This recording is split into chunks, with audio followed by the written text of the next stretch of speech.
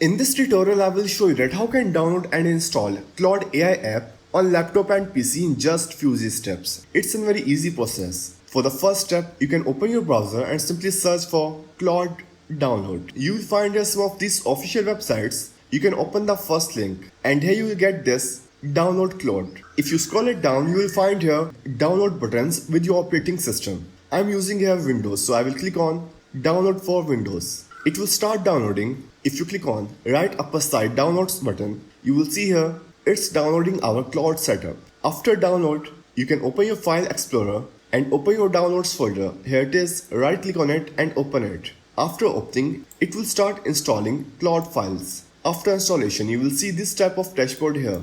You can continue with your own Google account. I am continuing with by writing my email. Then it will send a verification code to your email.